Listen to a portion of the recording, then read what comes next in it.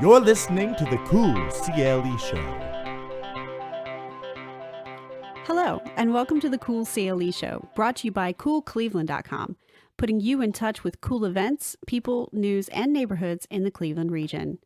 This week, we're learning about the Native community in Cleveland by talking with Marlys Rambeau of the Lake Erie Native American Council and Cleveland Metroparks naturalists Beth, Whiteley, and Jen Graham.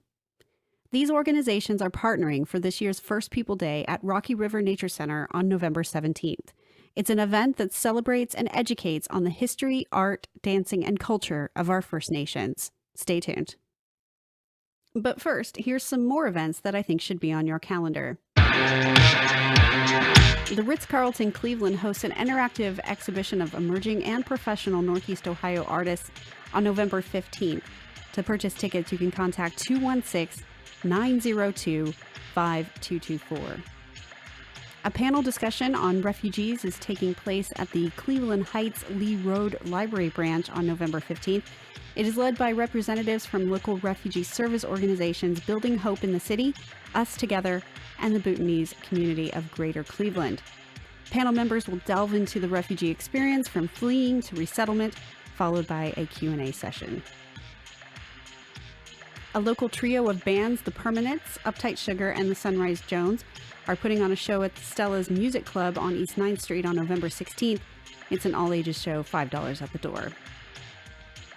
The 13th annual Blizzard Bash Holiday Showcase takes place at the Beachland Ballroom on November 16th. According to Jason Myers, host of WJCU's local music radio show, this year's Blizzard Bash gives Clevelanders a chance to enjoy some great homegrown music while giving back to a very important cause in our area. All the proceeds from tickets are going to the Hunger Network. The lineup features Choli, a 7-piece funk, jazz, and blues band, Sunshade, Donnie Lene, a sweet soul singer and Cleveland School of Arts alum, and Leah Mara, a singer-songwriter. Tickets can be purchased at beachlandballroom.com. On November 17th, it's the Holy Crap Craft Company. They make barnwood home decor and furniture. They're going to be hosting a fall sale, including 17 other local vendors, food trucks, and an opportunity for a quick family photo shoot. They'll be happening at the Centerville Mills Park in Chagrin Falls.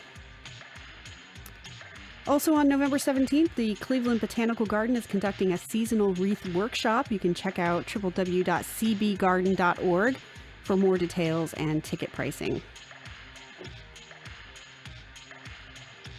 Cleveland's cycling community is once again gathering food for disadvantaged families and senior citizens this holiday season. Bike Cleveland and Bike Euclid are hosting Cleveland's 7th annual Cranksgiving on November 17th. It's a food drive by bicycle that begins and ends at the Euclid Hunger Center. Play at CMA is happening on November 18th. It's a hands-on, free, kid-friendly event focusing on Renaissance splendor. You can get more information at clevelandart.org.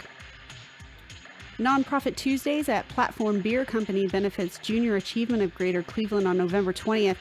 As a volunteer of JA, I can attest to its worthy cause. Junior Achievement provides hands-on volunteer-led programs to over 35,000 kindergarten through 12th grade students in our area. It's Dranksgiving at the Coda with local bands Teddy Boys and Lowly the Tree Ghost on November 21st. And finally, you can join the George Martins, a local Beatles cover band, as they bring decades of passion and love for the music of the Fab Four to the Music Bucks Supper Club stage on November 21st to celebrate the 50th anniversary of the White Album.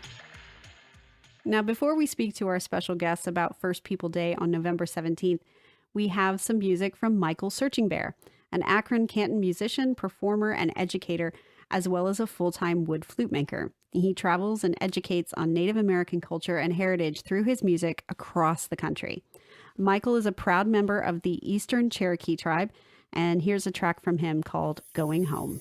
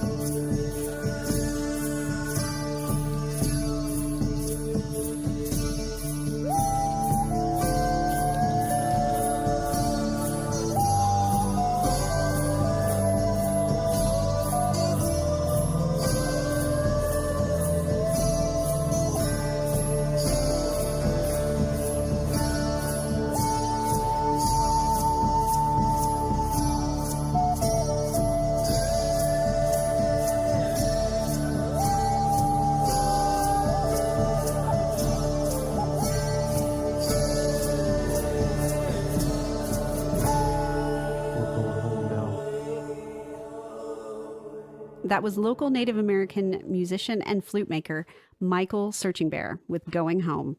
You can find out more about him and his music on searchingbearflutes.com. Okay, we're now joined by Beth Whiteley and Jennifer Graham, naturalists and coordinators at the Cleveland Metroparks Rocky River Nature Center, to talk about their event on Saturday, November 17th. It's the First People Day. Thank you so much, Beth and Jennifer, for joining us. It's our pleasure. Thank you so much for having us. So this is not the first time that you've held an event like this at the Rocky River Nature Center, but this year it's bigger and better than ever. Tell us what people can expect from First People Day. Our First People Day is an event that celebrates Native American people in the Cleveland, Northeast Ohio area, both past and present. And what we are trying to do is give folks the opportunity to meet some of these folks, learn about their cultures, both past and present. We are hoping that folks will come down and be able to participate in some activities with them. We have some dance performances that will be happening, and we have some craft opportunities. We also have Native craftsmen that will be doing some of their craft work for people to see. So it's a full afternoon of wonderful experiences that people can come down and enjoy with some of these folks in a partnership with the Lake Erie Native American Council. And it's really important because Cleveland has kind of a disconnect. We don't have any federally recognized tribes here, but we do have a diverse community of Native people living in this area. And so we're really trying to celebrate that and connect people who might not know that that community exists in our area to these experiences and these people, and learning culturally how they can help the communities, how they can engage with them in a respectful and meaningful way. Right. Absolutely. I mean, in the lead up to talking about this event, I've done a lot of research myself, and, sort of the scales have fallen from my eyes in terms of just how many tribes were in this area in Ohio and certainly around Lake Erie prior to them being relocated. And that's actually one of the subjects of one of your exhibits, and I think a presentation as well in the afternoon on November 17th, is the American Indian Location Act, or Relocation Act. Right. So what that is actually is more modern, and that's the reason why our community here is so diverse. So when settlers came, we kind of pushed out those indigenous communities that were here, and they moved to other areas. They were moved to reservations in the Southwest, and this Relocation Act came into play later in the 20th century when people were encouraged to move from reservations to urban areas. So the people who live here now don't necessarily have that indigenous connection to this particular land, but they were moved here in the 20th century as this urban relocation, kind of assimilation project of the federal government to get more Native people in urban areas and off reservations. So that's really what that's going to talk about, that more modern. So that modern piece of the puzzle that people tend to miss because our textbooks stop after we kind of push people out. So we want to fill in those blanks a little bit. So really there's something really for everyone at this event. If you have young children, there's lots of little crafts and things that the kids can get involved with. If you're into history and nature, there's lots of subjects and things that you can get involved in. And then also there, like you said, there is the very popular dance performances. Right. So one of the things that you've introduced this year is people do need to register if they plan to attend that. How do they do that? So we try to make it as simple as possible. They can go right on our website at theclevelandmetroparks.com, and they can go to the calendar section and look for First People Day on November 17th. And when they get to the event page, they can simply click to register, and what will happen is they will have a ticket that will be reserved for them that they can pick up the day of the event. So we're doing that because this event is so popular. We want to make sure that people are guaranteed a seat, and that it's just easier seating everybody for the two shows that we will be having that day. We have a limited amount of space in our auditorium because fire code. And so we really want to mitigate that like mad dash to get inside. We want people who are able to pre-register. We want them to know that they have a seat. and not feel like they have to run. Right, and just stand in line all day to wait for the performances so they can enjoy the other things while they're here and then know that they have a seat for the show. And as somebody who has personally registered, it was a very easy process. You just do it on your phone. Absolutely. So yeah, go to the Cleveland Metroparks website. Also, you've got a direct link on the Facebook event as well. That was the route that I went. So yeah, really easy to register. And I think that's a great idea this year, so people aren't disappointed. Fantastic to talk to you, Beth and Jennifer. Really appreciate you guys putting on this very important event for the local community, and very excited to see the Lake Erie Native American Council involved in this year's event as well. We're looking forward to it. Oh, so are we. We're so excited about it, and we appreciate you giving us the opportunity to talk about it.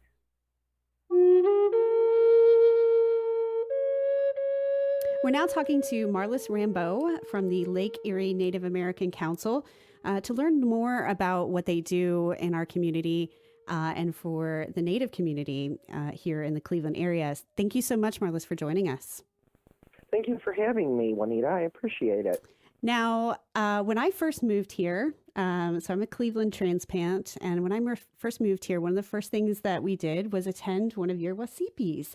And I learned so much about what you guys are trying to do. And it seems a huge motivation for you is about educating the children in your community.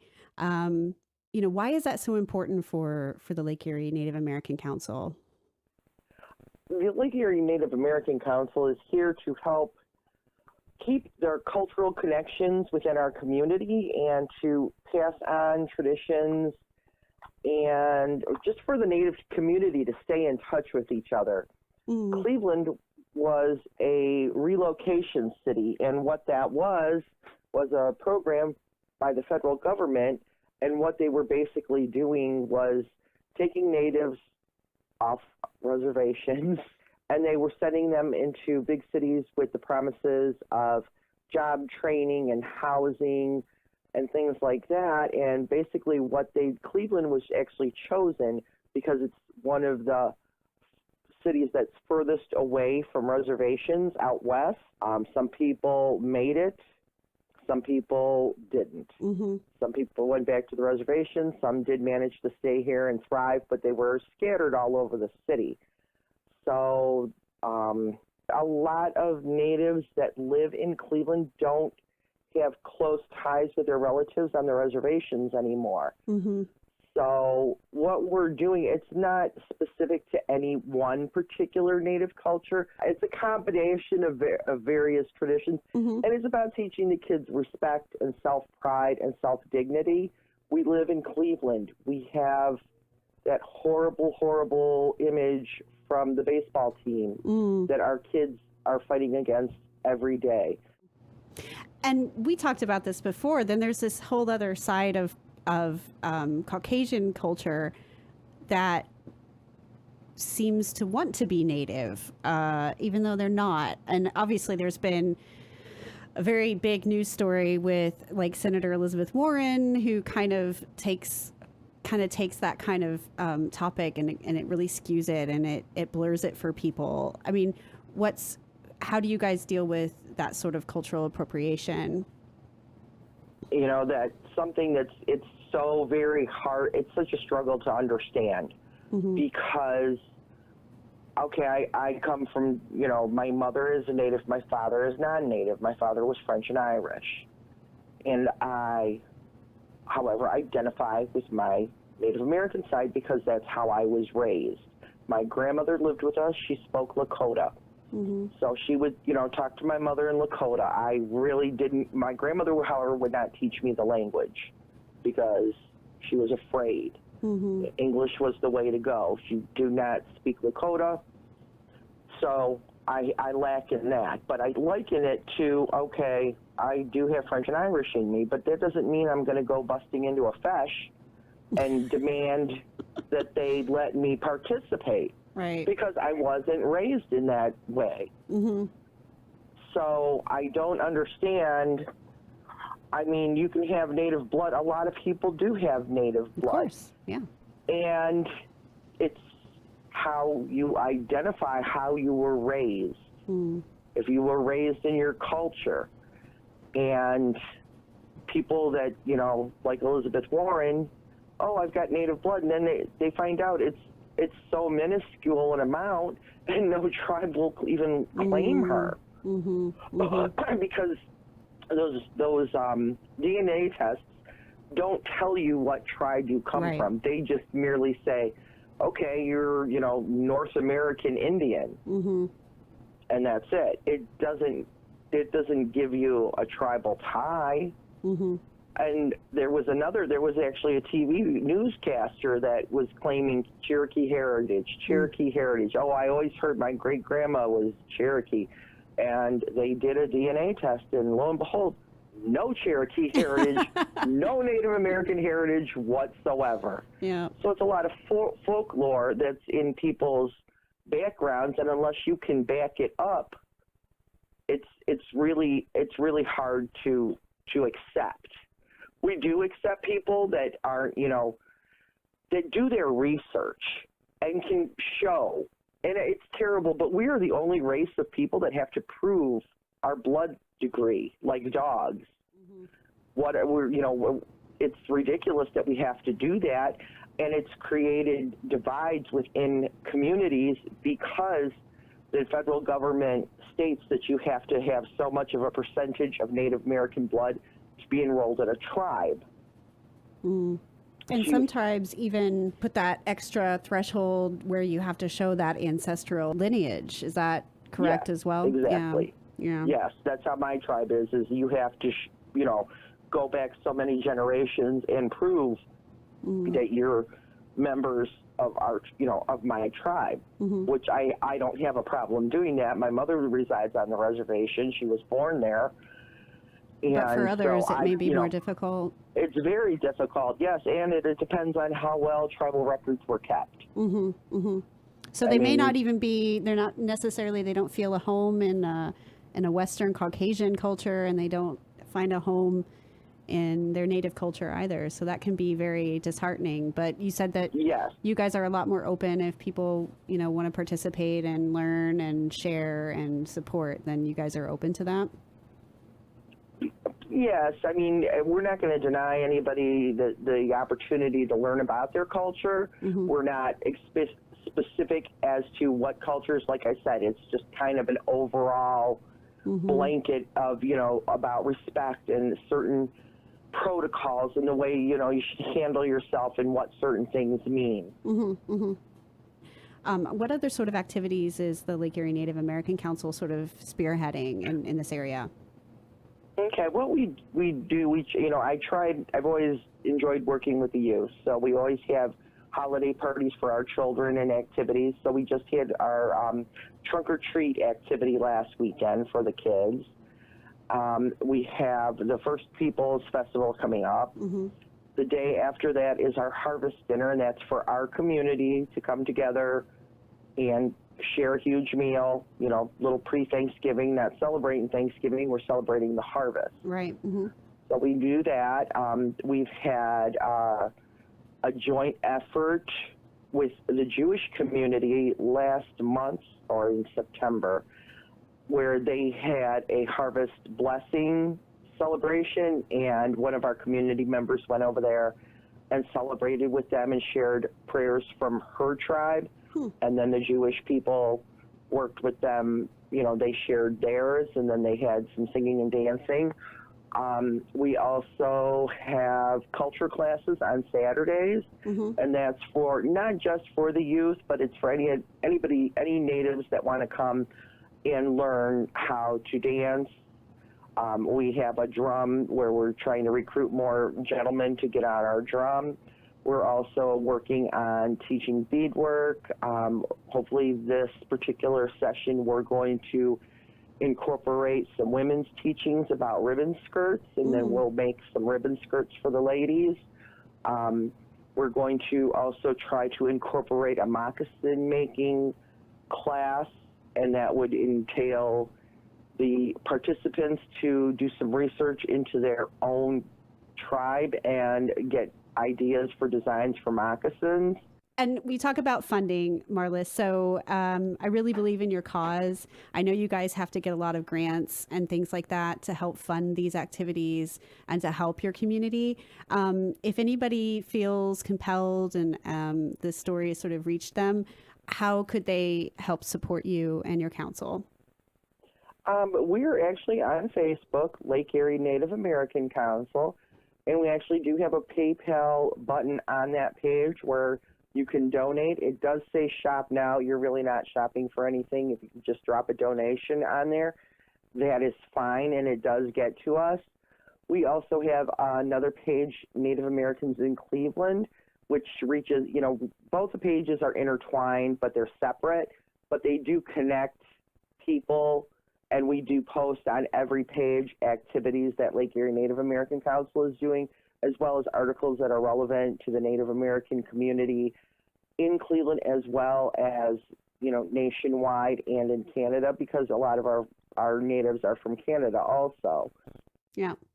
Well, it's fascinating. I'd love talking to you, Marlys, and I will hopefully see you at First People Day. And if anybody is interested in learning more about the Lake Erie Native American Council, please check them out on Facebook. If the story has touched your heart in some way and you would like to support them, we would really highly encourage it, because you all do a very good job and you work very, very hard to do that. So reach out to them on Facebook and find out more. And obviously, go to the First People Day on November 17th. It's 11 till 4 p.m. at the Rocky River Nature Center, the Cleveland Metroparks. Thanks so much, Marlys. All right, thank you. This is an example of the drum performance at a Lake Erie Native American Council West Sheepy or powwow event. They're the Redbird Singers from Akron.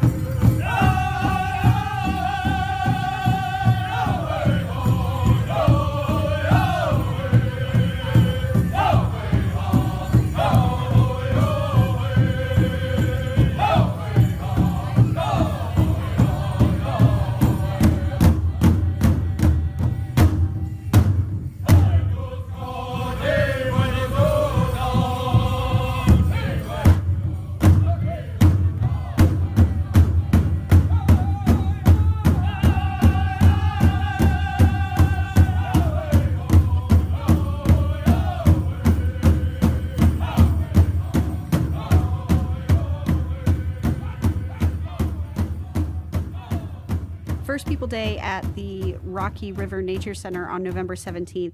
The day will be filled with demonstrations, talks, hikes, and more, led by Cleveland Metroparks staff, local scholars, and of course the Lake Erie Native American Council. For more information and to reserve spots for the drum and dancing performances, you can visit clevelandmetroparks.com. And of course, for more information or to support the Lake Erie Native American Council, please visit their Facebook page. Big thank you to Beth and Jen from the Cleveland Metroparks and Marlys from the Lake Erie Native American Council for coming on the show to talk about the event and the good work that they're doing there to spotlight and support First Nations in our area. And also to Michael Searching Bear and the Redbird Singers for the music. You've been listening to the CoolCLE show, brought to you by CoolCleveland.com. Have a good one.